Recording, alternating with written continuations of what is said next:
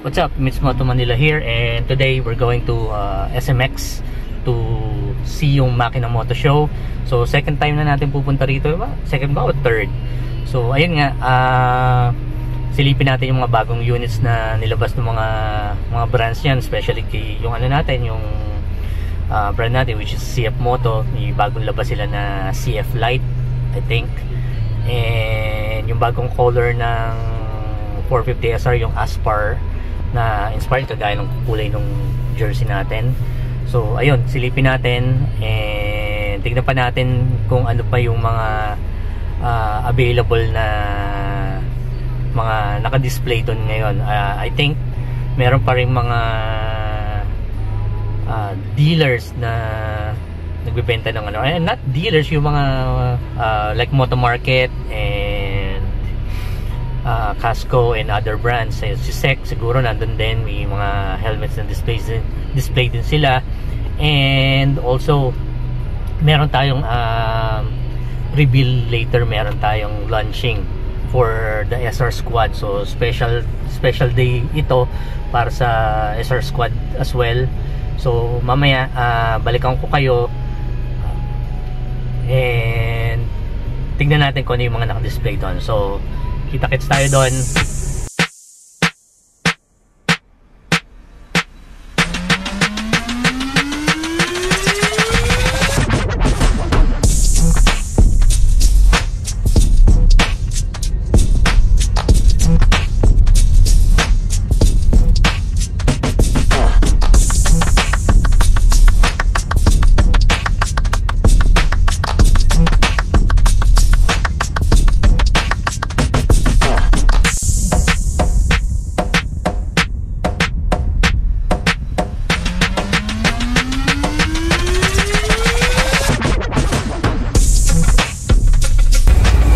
Dito na tayo sa loob ng SMX sa Makina Moto Show, and ang traffic kanina, I don't know kung naririnig nyo ako ng maayos. Medyo maraming music, medyo kabilaan back. Hanapin natin yung booth ni CF Moto.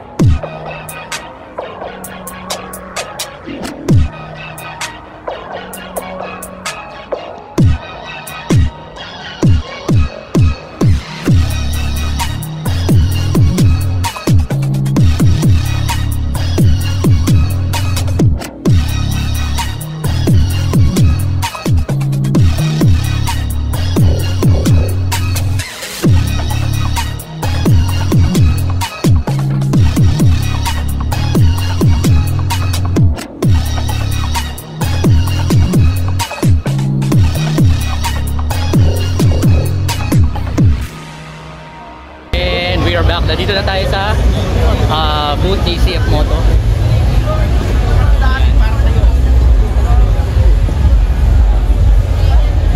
So ikutin muna natin.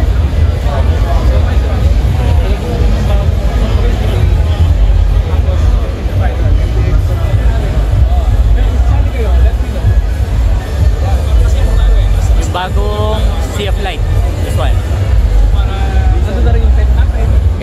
Lapitan natin.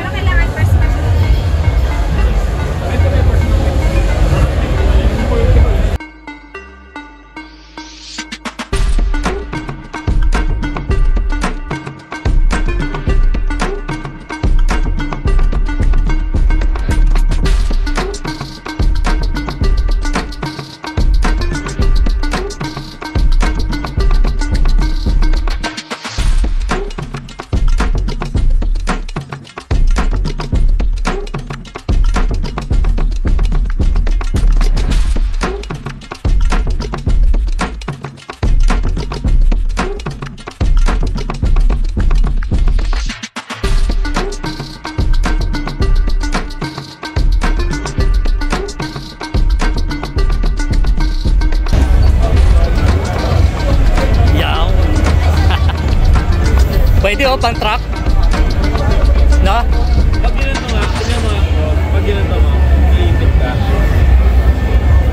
Pwede yan oh, kung gusto yung mag-truck, low displacement, pwede to, 250 SR. So, ito, isa sa mga choice ko to before no pandemic, nung nakita ko yung review na ito. So, marami magandang feedback dito. And ayun, lumabas yung 450 SR, medyo mas maganda yung ano, yung features, saka yun, syempre mas mataas sa displacement, saka expressway legal na. So, by the way, ito nga pala si Pres, SR Squad, President na SR Squad. Shoutout po. Isa sa mga mabubuting ano, members ng SR Squad. Ito mga members ng SR. Saan na kayo? Babot. So, balikan ko kayo. Ikot muna tayo, ha?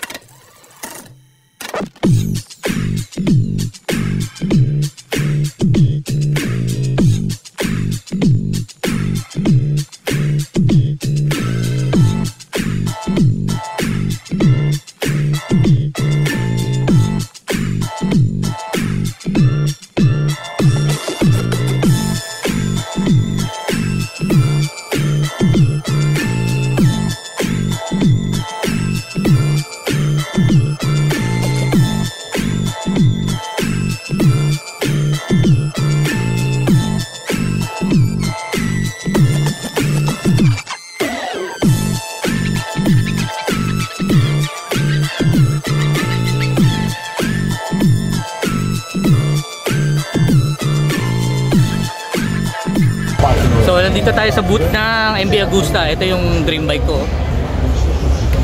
Super Veloce. So, yan yung Super Veloce 800. So, ito yung dream bike ko talaga. One of my dream bikes.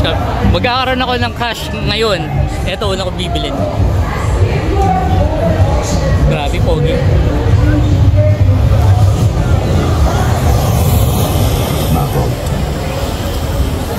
Ayaw pa? Ayaw pa?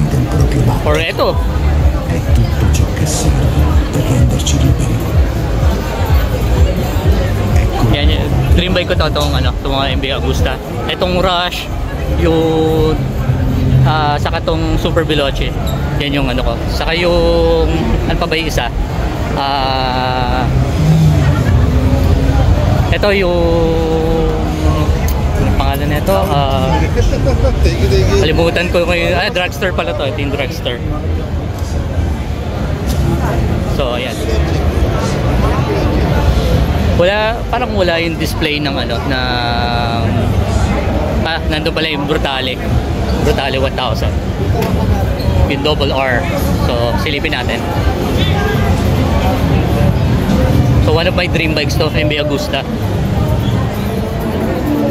Kung mabibigyan lang tayo ng ano, ng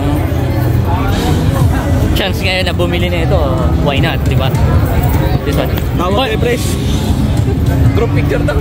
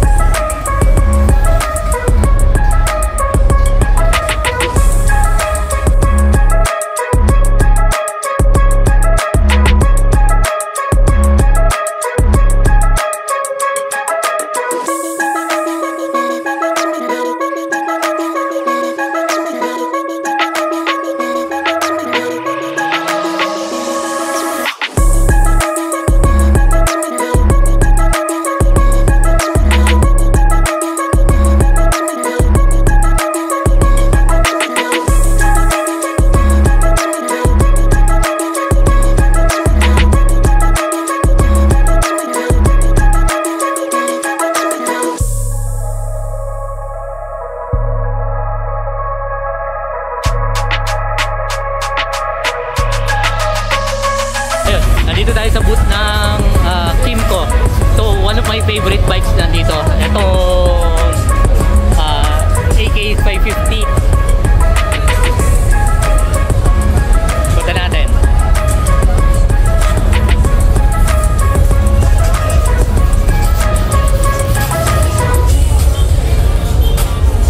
So one of my favorite Maxxis Scoot. Maganda na ito, ang ganda ng performance na itong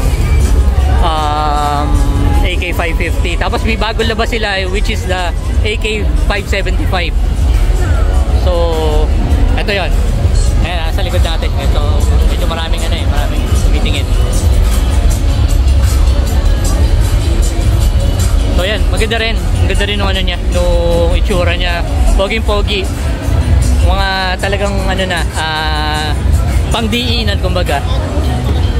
All stock pa lang, ang ganda na. Hindi mo na kailangan setupan. Pero syempre, dahil hindi tayo masaya sa stock, pupormahan natin yan yung mga ganyang bike, di ba? Okay. Kung napanood nyo yung video ni Torky about sa T-Max, di ba?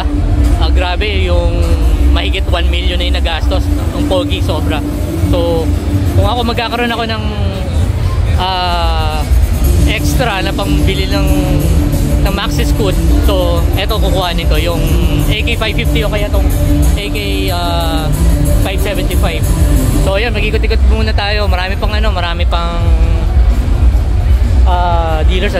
Marami pa tao, gabi na pero marami pa tao. So anong booth to? Harley pala to. So hindi ko napansin. So Harley Davidson. So picture natin. Video pala natin.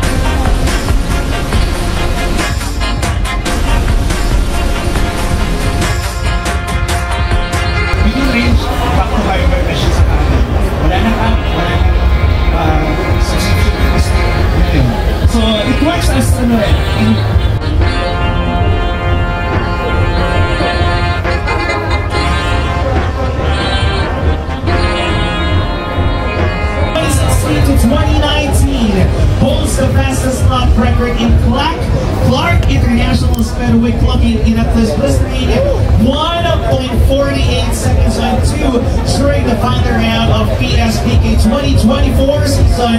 Let's welcome here Mr. Marvin Manuel. Grabe, super hikate. And one last joining our partners tonight is coming from SEC Triumph YRS Racing Team. He is a professional superbike racer and proud member of the SEC Triumph YRS Racing Team, known as the Philippines' fastest lady of two wheels. Let's welcome Sha Bunso.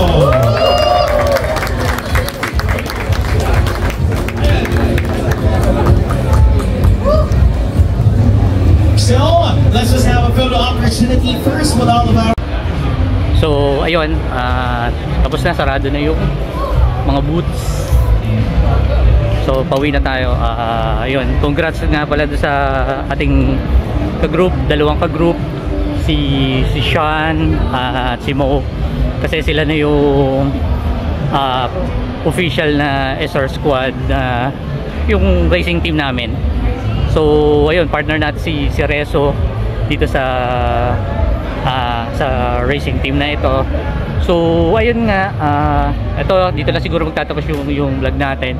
Hindi ako gano'n nakaikot kanina dahil ang iksi ng time natin para mag-ikot kasi yun nga yung event na itong reso yung announcement. So inabot, saka late na rin kami nakarating dito dahil sobrang traffic. So ayan,